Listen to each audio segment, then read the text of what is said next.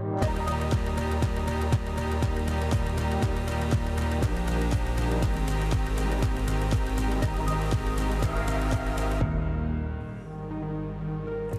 morning. This is Horizons Middle East and Africa. Our top stories this morning. Global stocks hovering near record highs with investors focused on the Fed's upcoming meeting. Markets are betting on a series of rate cuts extending into next year. U.S.-China talks in Spain head for a second day as Beijing takes aim at American chips.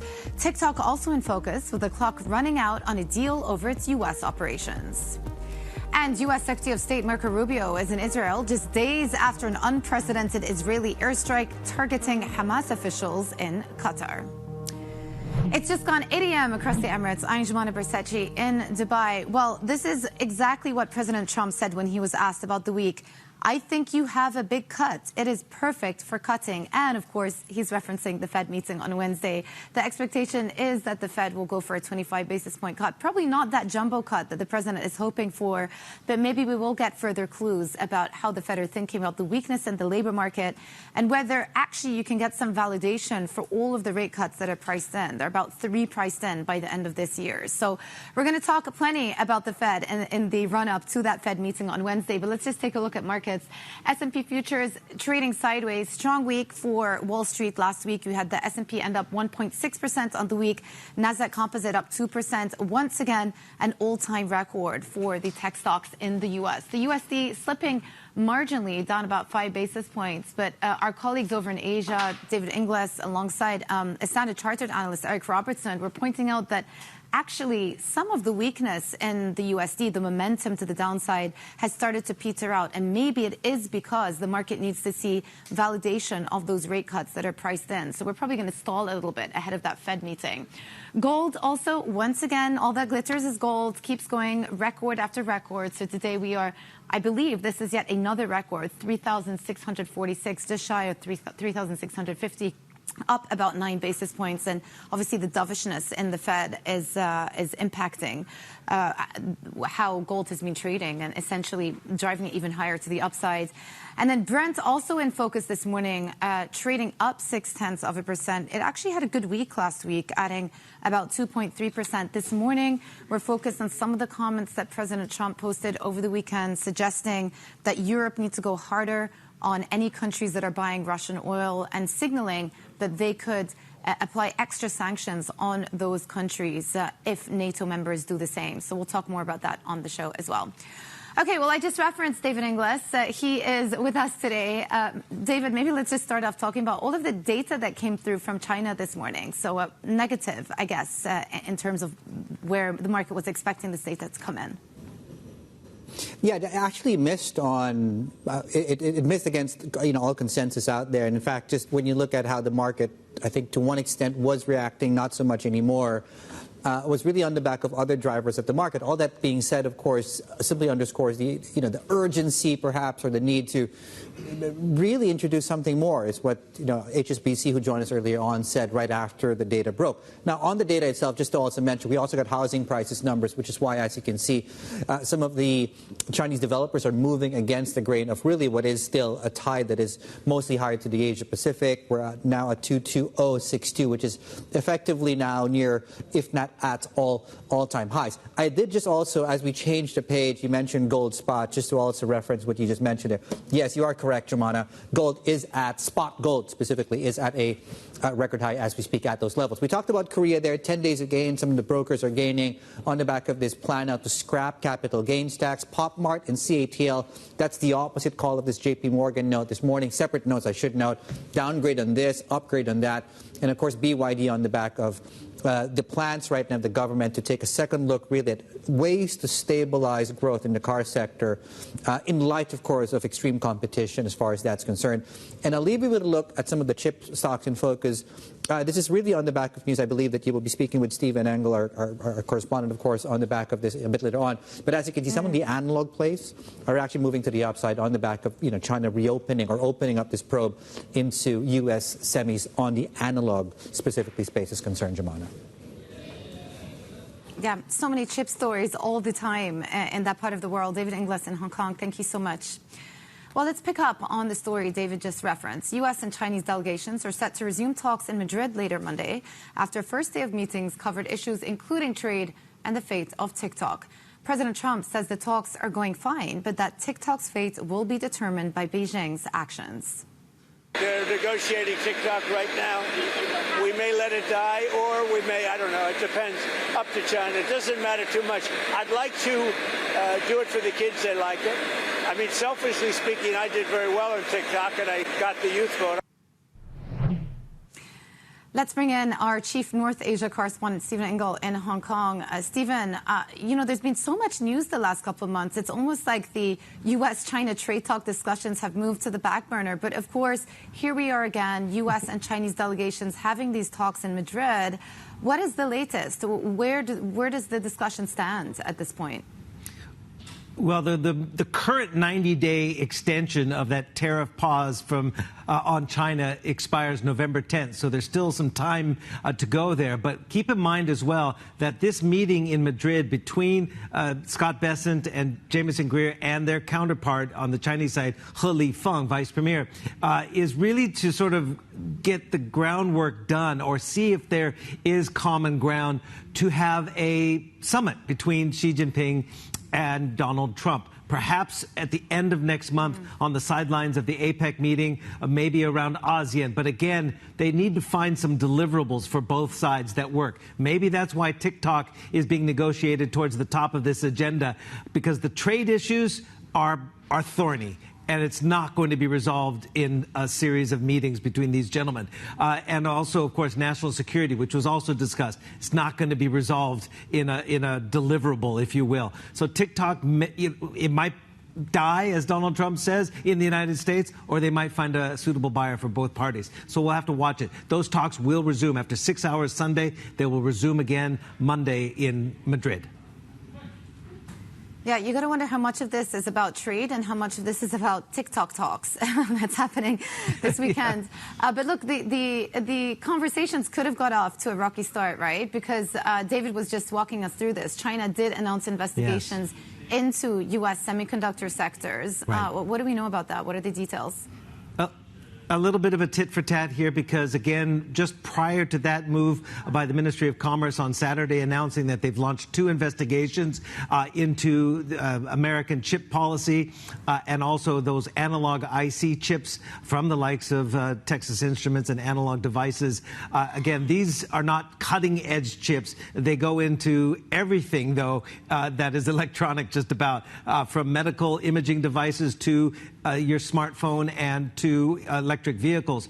So they're going to be launching an anti-dumping probe against the United States. They're also going to be launching an anti-discrimination investigation into America's overall policy of curbing chip sales to China and the impact that that has on domestic chip makers in China. Now, I said it's tit for tat because just before MOFCOM in Beijing announced these investigations, the U.S., completely separate, but again, an action against China, adding 23 Chinese companies, including a number of Chinese chip companies, onto that entities list, which essentially labels them for various actions that go against American foreign policy or national security issues.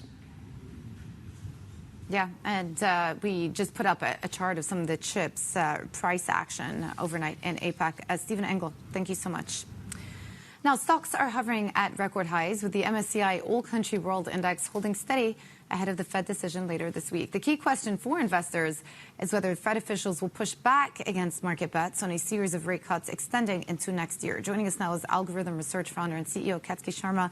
Good to have you with us. What are you watching out for at the Fed meeting this week? Do you think they're likely to signal that this is the beginning of a series of consecutive rate cuts? Thanks, Jemana, for having me. So the key thing I'm going to watch out for is the speech, and I think that continuing from Jackson Hole, Chair Powell will say that our decisions would be data dependent, and there's no preset course of action at the moment, and that is probably the kind of statement we want to hear, because that also reestablishes the fact that Fed is going to be taking the decisions based on data only and not under any political pressure. The median dots still have 2 rate cuts priced in for the rest of this year. The market is leaning towards 3. How likely is it that we get a dovish surprise signaling that the median dot has now shifted towards 3, do you think? So there's a lot there are a lot of moving parts at the moment, but my belief is that given what has happened in terms of data releases, in terms of the CPI prints, what we are seeing now, for instance, the latest release on the producer prices and the consumer prices, we saw that producer prices actually went into negative territory, but we did not see the firms passing that on to the consumers, and that is profit-led inflation. So our worry is that, with all this policy back and forth, there could be an opportunistic, in profit-led inflation happening again that happened earlier during COVID. And, if that happens, then we see persistently high inflation. The thing is, the word if, right? And if you look back over this year, there are no real signs. I mean, maybe there are little indicators, but essentially CPI has been behaving. There hasn't been the big impact or upward impact on inflation that people had been expecting from tariffs. Why do you think that's the case?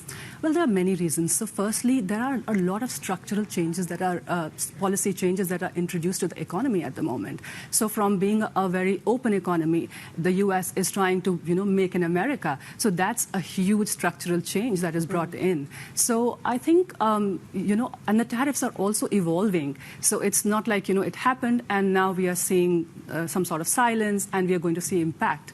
It's constantly happening at the moment. As we speak, there are further negotiations, and who knows, there'll be something, or who knows, they'll be, announced illegal. So there are so many moving parts at the moment that saying that CPI is under control, even though it's higher than 2%. That may be. Do you expect inflation to stay sticky, though? Absolutely. Yeah. Persistently definitely higher than 2%. Okay, so then it's going to be difficult for the Fed to validate the extent of the rate cuts that are priced in, at least for this year. 2026, that's a different story because potentially you could have a new Fed chair in place. So is part of the dovishness that's priced into 2026 an anticipation of a more dovish and maybe even more politicized Fed coming in? Yeah, there could be so many things that could happen, and at the moment, we already have a lot of factors that are already in play and will probably come into play again. So, the Fed has absolutely no option but to be data dependent at the moment because there are indeed too many moving parts. Yeah. What do you think about the actual direction of travel for the U.S. economy, though? Do you see a recession, or is this just a softening of data before things pick up again next year? That's a great question. So with this immigration tightening, there is definitely a labor shortage that we are seeing. And, we're already seeing that the firms, from the Beige Book, we see that the firms are not willing to invest into the economy, not willing to, take any major decisions at the moment. So in that case, it's definitely... So labor market is in a strange position because there's supply side and demand side, things that are happening. So at the moment, it's really hard to say. Yeah. And there are a lot of factors at play. Yeah. What do you think of the Fed? Well, the Fed is about to embark on another monetary easing cycle, whereas you have the likes of ECB that have signaled that they're pretty much mostly done with it. The Bank of England have to be a bit more cautious because of the inflationary side of things. You have Bank of Japan as well. And I just wonder how the Fed easing cycle is going to influence where investors actually want to allocate capital now, because the Fed is about to start cutting interest rates, and therefore interest rates there are not going to be as attractive as they were for the past year or so. Yeah, sure. Yeah. So again, I think the dollar, there's a lot that'll imply on the dollar. So we're already seeing that the likes of gold and, other currencies are already becoming favorites. So capital will always chase returns, and wherever it sees returns, it will go there. So that is something that is, there's definitely that dollar, that thing on the dollar, that pressure on the dollar, for sure, that we are likely to see. in the coming months. You see that continuing. Ketaki, thank you so much. Really good to have you with us on the show. Ketaki Sharma, Algorithm Research founder and CEO. And coming up, Prime Minister Benjamin Netanyahu hails ties with the U.S. as Marco Rubio visits Israel following its unprecedented attack on Qatar. We are live in Jerusalem next. This is Bloomberg.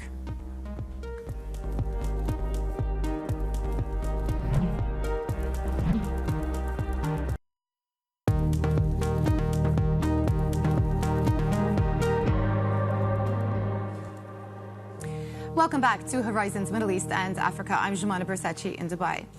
Israeli Prime Minister Benjamin Netanyahu says ties with the U.S. have never been stronger. That's as Secretary of State Marco Rubio visits with plans to discuss Israel's strike on the Qatari capital and its impact on the war in Gaza. This as a meeting of foreign ministers for an emergency Arab-Islamic summit is taking place in Doha. Joining us now from Jerusalem is Bloomberg's Dan Williams. Maybe let's just start with the summit itself that's been taking place in Doha, meeting of all of these Arab foreign ministers from both Arab countries and Islamic countries. What has been the response to that back home in Israel? Well, given that this summit was prompted by Israel's unprecedented attack last week on the Qatari capital, specifically on a Hamas delegation hosted by the Qataris in their capital, I think the Israelis could only have expected this, and they will ride this out, especially as it does not appear to be bringing with it sanctions or counteraction that would be significant from an Israeli standpoint from the few countries gathered there that have significant relations with the Israelis. There is an open question, obviously, over the role of Qatar, given that really it is the injured party here when it comes to future talks on an accommodation in the Gaza Strip and the almost 2-year-old Gaza war. However, I think this will be on the mind of the top U.S. diplomat, Rubio. He's arriving at a very significant time in Israel, given what's going on the other side of the region, that summit, given the sensitivities in Qatar, another U.S. ally, over that strike. And the U.S., I think, is trying to ride out those sensitivities, trying to show continued support for Israel, despite American remonstration over that strike, which clearly took place without proper consultation with the Americans.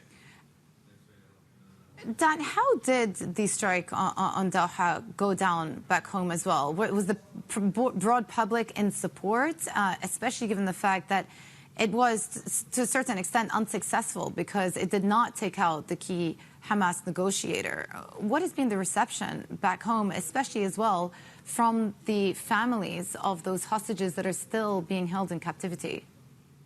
The families of the hostages are distraught. They would see any action like this, any hostile action, any lethal action or potentially lethal action, as potentially scuppering whatever chance remains for a ceasefire, negotiated deal that might recover at least some of their loved ones from captivity in Gaza. From the Israeli government standpoint, and there appears to be some public support for this, those ceasefire talks were going nowhere. It's worth remembering that Israel is now on the verge of a major advance, potentially the last advance into Gaza, Gaza City specifically. It says this is what's required to defeat Hamas and recover those hostages, dead or alive. And I think the Israeli government's position is they actually say they don't know for sure that significant Hamas leaders were not among the casualties there. That appears to be the consensus. However, there's not full clarity yet. In any event, they think that this was a legitimate attack on senior enemies, senior leaders of this enemy party. They say it was aimed at Hamas, not at Qatar. And they also say that such attacks will continue in the future as they press their campaign to destroy Hamas, a campaign that was really stated explicitly at the outset of this war almost 2 years ago. Bloomberg's Dan Williams in Jerusalem. Thank you so much for joining the show. Well, coming up, we speak to Samaila Zubairu, the CEO of Africa Finance Corp, about Saudi Arabia's $700 million investment in Arise. That exclusive interview next. This is Bloomberg.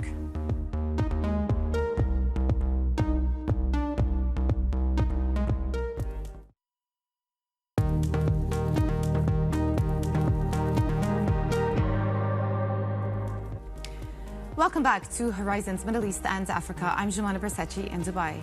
Saudi Arabia's Vision Invest is making its first direct investment in Africa by injecting $700 million into Arise integrated industrial platforms.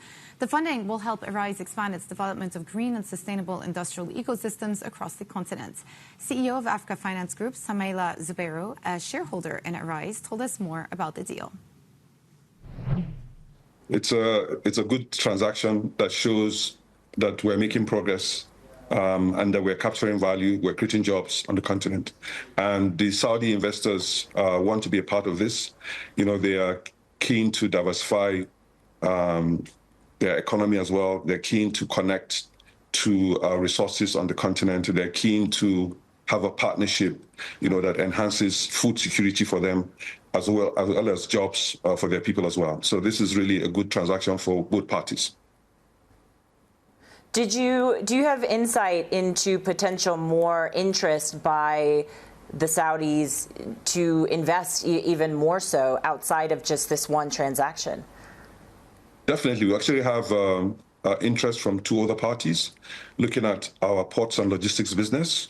And then we have additional interest into this particular asset as well. So we have a couple of interests, you know, and we're processing them together with management to see how well and what fits best for us going forward. Samaila, what can you share about the details now about Arise and the valuation of Arise given this transaction? So I think this transaction values Arise at over $1.8 billion. So that's what I can say for now. And the expectation moving forward, do you have ambitions to grow that by the end of this year? What does that look like in the near-term growth strategy? So we have a clear growth strategy, and the ambition is to create 1 million jobs over the next 10 years. We are already in 14 countries. We plan to be in over 20 countries. The model remains value capture, value retention, and jobs for prosperity for Africans. That's the mission, and we're delivering on that. That was the CEO of Africa Finance Corporation, Samaila Zubairu, speaking to Jennifer Zabazaja. Okay, big week coming up with that Fed decision. By the way, it's not just the Fed. They don't want to steal other central banks' thunder. We've also got Bank of England, Bank of Canada on slate. But of course, the markets are mainly focused on whether the Fed does deliver that 25 basis point rate cut. It's baked into the curve at this point. But will they go extra? Will they sound more dovish vis-a-vis the path ahead? Those are the big questions. S&P futures leaning towards the green. Similar for NASDAQ, building on from all-time highs. Once again, record highs last week for the big tech index. But we are, in a moment, going to be pivoting and talking about Turkey because Turkish stocks are on track for their longest weekly losing streak since February as a court ruling threatens the existence of the main opposition party. We are live in Istanbul next. This is Bloomberg.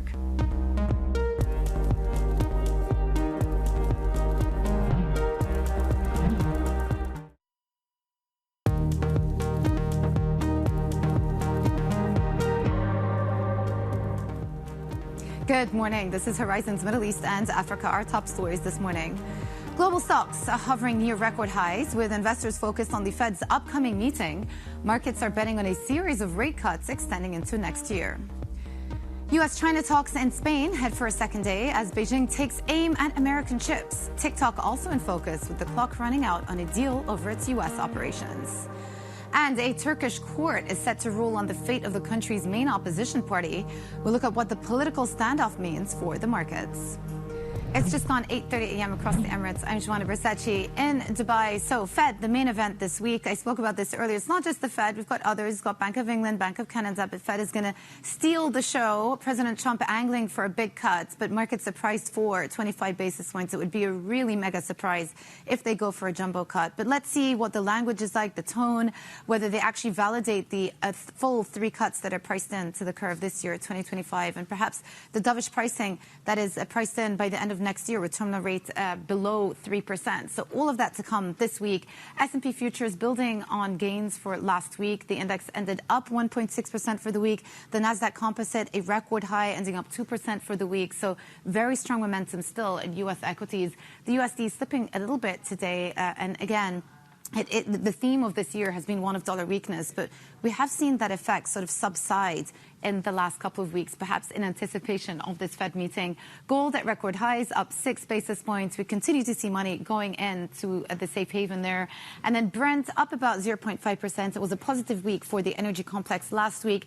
Once again, geopol in focus with comments over the weekend that we're going to discuss. President Trump urging NATO members to stop buying Russian oil, and if not, maybe talking about further secondary sanctions, and then also geopolitical tensions in this part of the world as well, with that ongoing Qatar Arab Islamic Summit to talk about the response to the attack last week in Doha. So all of that is taking place. Let's also pivot and talk about markets in Asia today. David Ingles is in Hong Kong. David, what are you watching out for other than the Fed, or is it all about the Fed this week? I mean, partly it is out of the Fed. You know, certainly the expectations around a weaker dollar. I mean, you really saw that move in EM assets, for example, up until maybe about a few weeks ago. You know, that could be another driver if and when Powell does signal maybe a more dovish tilt that then leads us into perhaps, and you know, this is going to make sense in a moment, certainly as we test these highs in Asia Pacific, that could be the next catalyst, right? Because at current levels, we're right at about those all-time highs. The level you're tracking here is 220.64, and as you can see, we're extremely close to that. If we close above that, that would be an all-time high. Now, all that being said, when you look at individual benchmarks, for example, and I'll bring the China data into the conversation, certainly what was supposed to be a big story today, it is on an equal front, not so much in the market side of things, was this across-the-board miss in terms of China's Chinese activity numbers. That's not showing up as far as the equity market story goes, as you can see, with the exception of the developers in China, which as a separate data point did come out today, also underscoring the need for perhaps more support there. Flip the boards, please, and just have a look at this last glance here as you look at the South Korean markets, 10th day of gains there. They've actually ditched their plans to raise the capital gains tax. There's a chip story to tell you about, some upgrades and downgrades as far as JP Morgan was concerned. Big winner, of course, was Labubu and PopMart. We're down about 7% on that stock. JP Morgan coming out and saying, you know what, price for perfection for that one. They're raising those CATL to 8 shares. And BYD, of course, is a broader conversation around cars. And as you can see, that's seeing a nice bounce today, really outside of the macro picture here. Jomana. So maybe JP Morgan is saying we've reached peak Labubu for PopMart stock this morning, hence the price action, down 7%. The bubble. In Hong Kong, thanks so much. The bubble. All right, Fitch Ratings has downgraded France to single A+ from double A-, citing the country's rising public debt and political instability. The rating cut takes France's credit assessment a notch lower than the UK's and on par with Belgium. Sitting just 6 levels above junk, Fitch's rating is now the lowest amongst its peers. The downgrade came at the end of a week that began with the collapse of another French government as Parliament pushed back against plans to tackle what has become the largest budget deficit in the entire euro area. So that is going to be a major focus for European shows later on today. Now, President Trump says he's prepared to move ahead with major sanctions on Russian oil if NATO countries do the same. Europe they're my friends, but they're buying oil from Russia. So we can't be expected to be the only ones that are, full bore. But Europe is buying oil from Russia. I don't want them to buy oil. And the sanctions that they're putting on are not tough enough. And I'm willing to do sanctions, but they're going to have to toughen up their sanctions commensurate with what I'm doing. Joining us now is Onur Ant, Bloomberg's managing editor for the Middle East and North Africa. So once again, President Trump seems to be losing his patience with the war, wants to see a quick resolution, but his messaging seems to be aimed at European allies and NATO allies as opposed to President Putin. Yeah, that's correct, Jomana. Well, ending the war between Ukraine and Russia was a big election promise, pledge for President Donald Trump, and 3 quarters on since he took office, he has yet to deliver on that. As you said, he seems to be convinced that the easiest way to bring Russia to the negotiating table, if it's not already there, is to basically hit Russia on especially oil exports, which, by the way, are on the rise, as we reported in great detail last week. And much of that Russian oil is obviously going to China and India, but also to some of the key U.S. allies in NATO and European Union, such as Turkey and Hungary, respectively.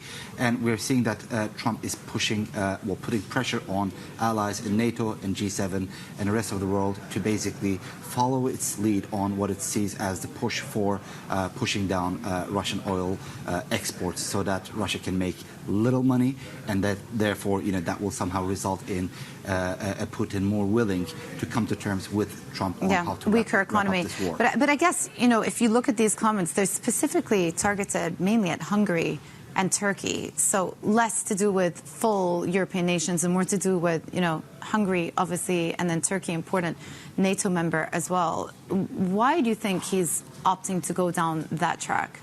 Well, not only do those two countries, but Russian oil shipments go elsewhere as well. So he seems to think that he needs a grand coalition, so to speak, to stop buying Russian crude. And as an incentive, basically Trump is offering to join the club, if that is the case, by hitting Russia with sanctions. It also, in some way, gives some leeway to Trump in terms of whether or not those sanctions will actually be imposed, because now the burden or the responsibility is not on the U.S. alone, but on a larger group of countries. So it's kind of a politically more convenient way of approaching this for President Trump as well. And also there's a tariff angle to it. Remember that they placed the secondary tariffs on India. They raised the tariff rate to 50%. As we speak now, there's still ongoing talks between China and U.S. about trade deals. So you have to think whether this angle is also going to be included as well, China's purchases of Russian oil. So many things to think about. Onur, thank you so much. Onur Ant, Bloomberg's managing editor for the Middle East and North Africa. Now, Turkish stocks are on track for their longest weekly losing streak since February, ahead of a court ruling over the leadership of the main opposition party. Let's get more now with Bloomberg's Turkey Deputy Bureau Chief, Beril Akman. Beril, what is the court case against the main opposition party? Why is it seen so critical?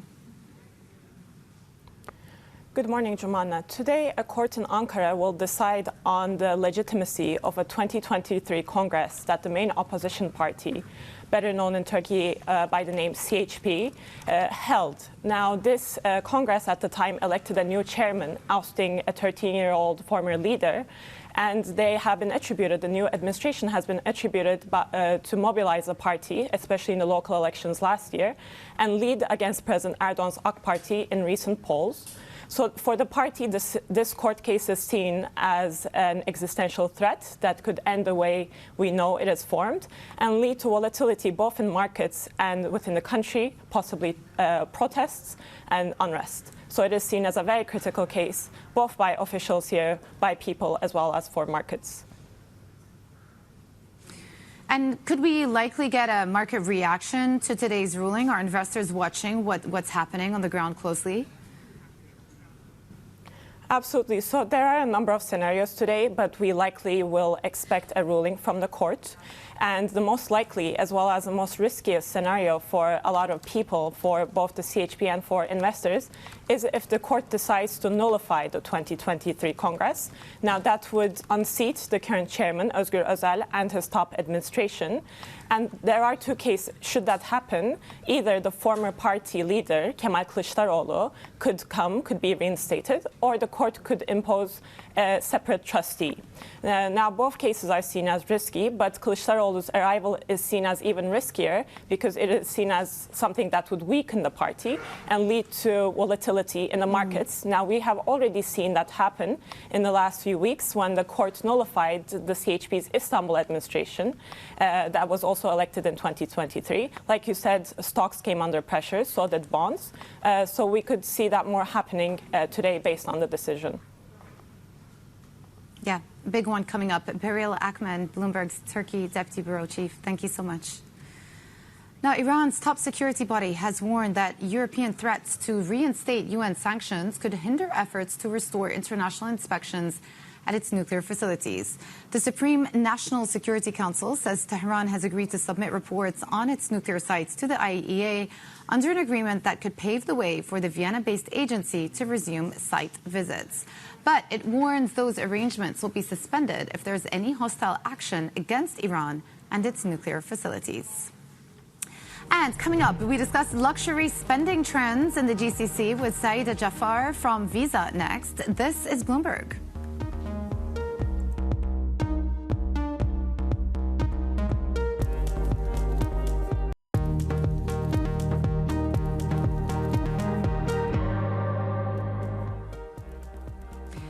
Welcome back to Horizons Middle East and Africa. I'm Jumana Bersachi in Dubai. Let's turn to luxury and catering to the wealthy.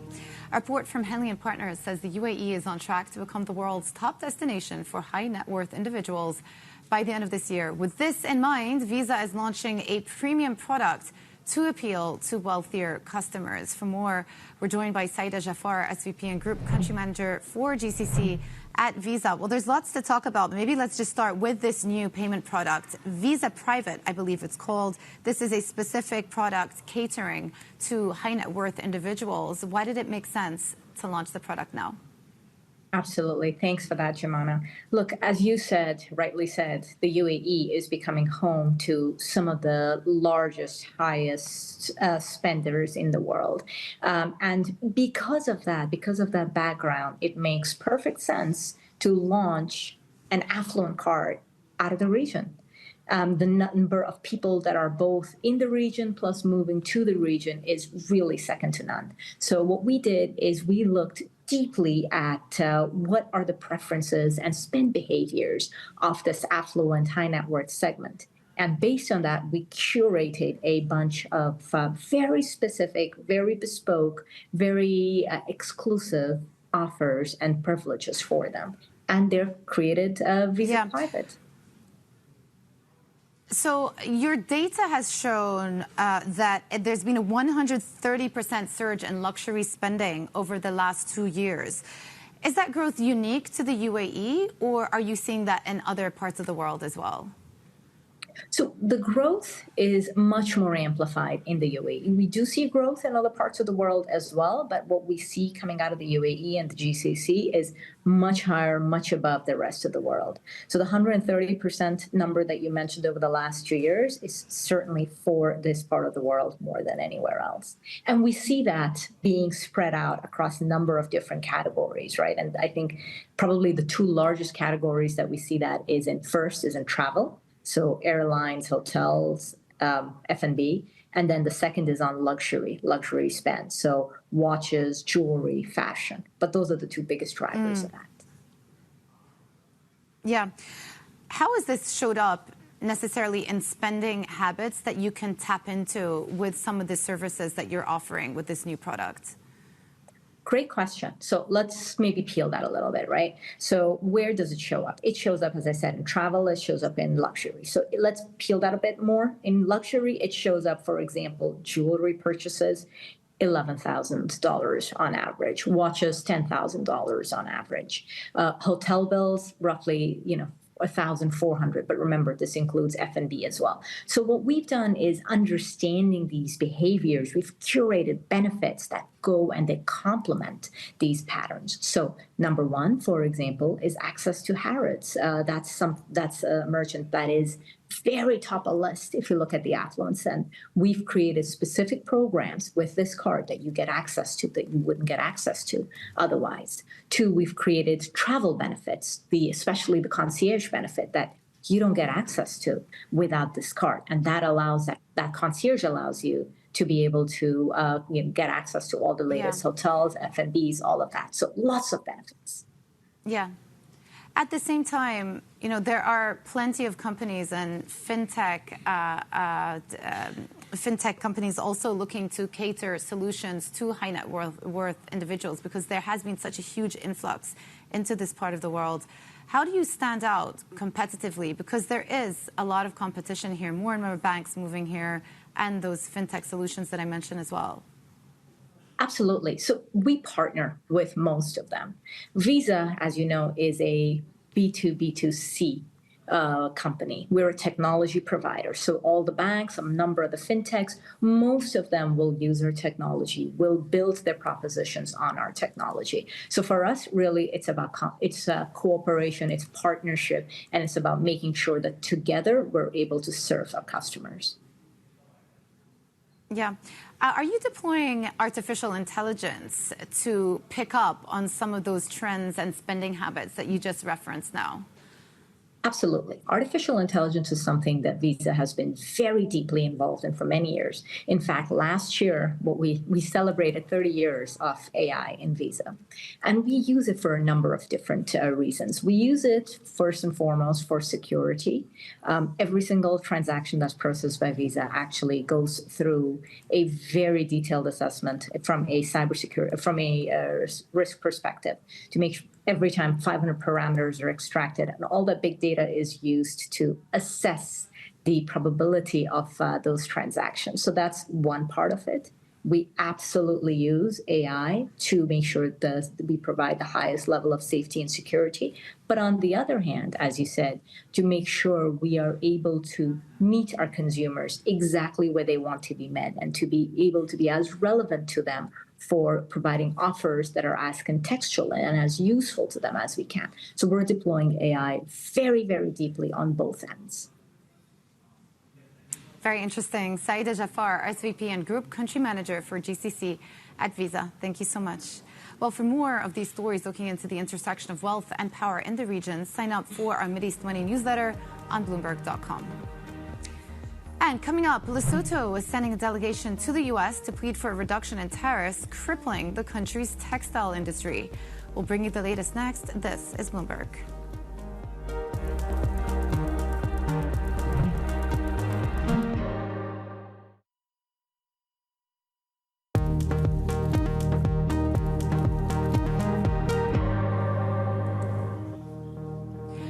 Welcome back to Horizons Middle East and Africa. I'm Jumana Bersachi in Dubai.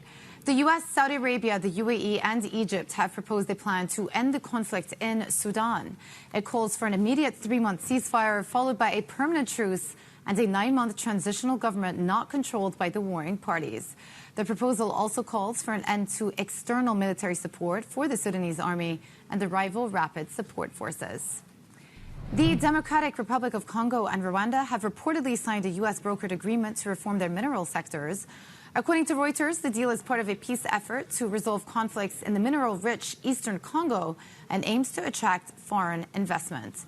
The report says the two countries will work with the U.S. and others to curb illegal trade and ensure proper inspection of mines. And Lesotho is sending a delegation to the U.S. to plead for a reduction in tariffs crippling the country's textile industry. The U.S. introduced a 15% levy in August, after which most of Lesotho's exports to the U.S. no longer entered duty-free. For more, Bloomberg's Undir Ganga joins us now. Well, maybe just talk to us about the delegation, why they're flying to the U.S. and what they're looking to achieve, given the tariff rate that has now been imposed in the country. And they're not the only country around the world that have been subject to these tariffs, of course. Absolutely, Jumana. So the goal of this delegation is to try and achieve lower tariffs, not only for employers, but also for the sake of workers. And this delegation comprises of the Trade Minister, Labor and Employment, and also executives from trade and labor unions. And despite the fact that President Donald Trump lowered tariffs from the 50% that he had threatened in April to about 15%, it's still not good enough. If anything, it has sent shockwaves across the economy, so much so that we are seeing factories, labor union, and even street vendors planning a protest on the 17th of September to the office of the Prime Minister to express their dismay and how things are going. So the goal of this delegation is to try and get tariffs of about 10% or even lower. And this is because textile is an integral part of that economy. It's the largest industry in the country.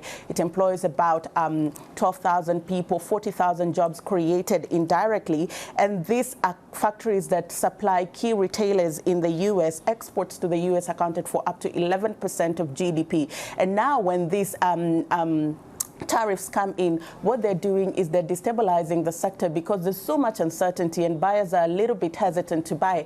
And what is coming up now is fear that if tariffs don't go lower, this demand is going to shift to other jurisdictions, Eswatini, Kenya, that have lower tariffs of about 10%. So the goal here is to ensure that they get a sweet deal to ensure that the sector continues to operate at optimum capacity. And initially, Lesotho was trying to find buyers from other markets, like from Asia. What happened to that pursuit? They still are on course. The trade minister has said they're looking at markets like Asia, Southeast Asia, Africa, and even Europe. And they've made a little bit of headway. They've had some progress in South Africa where they are supplying. But deals of this nature take time. It takes time to strike these deals. It takes time to identify the right retailers, negotiate and reach terms of agreement that are favorable for both parties. And it's also important to remember that the demand coming from the U.S. is huge. Are these markets able to absorb that demand? Are they able to pay the same premium that the U.S. was paying? And in the meantime, while the U.S. demand is drying, jobs are being lost. One of the factories in the capital city has had to lay off 1,000 workers. 3 other factories have said they'll be scaling back on workers. And these are workers who, for the next 3 months, they don't know what the fate of their job is. And this comes against the backdrop of a national disaster in the country where unemployment is a big problem. 30% unemployment rate in the country, a country that is very young in terms of population. And so while they're looking for alternative markets in the interim, it's really important that they strike a favorable deal with the U.S. to continue doing business as they look at alternative markets. Bloomberg's Andira Ganga in Kigali, Rwanda. Thank you so much for the reporting there. Well, a look at equity futures as we head into what's going to be a pivotal week for U.S. markets and global markets. Things are tilting towards the green, more positive. A good week for Wall Street last week. NASDAQ ending the week at an all-time record high, up 2% for the 5 days last week. European markets seen opening up 0.3% higher, though a big story for the European shows, of course, is that Fitch downgrade of the sovereign credit rating of France to single A+. So that will be a big driver for some of these spreads and the discussions there vis-a-vis the political backdrop. But that is it for our show, Horizons Middle East and Africa. I'm Jumana Bersachi in Dubai. Stay with us for Daybreak Europe. This is Bloomberg.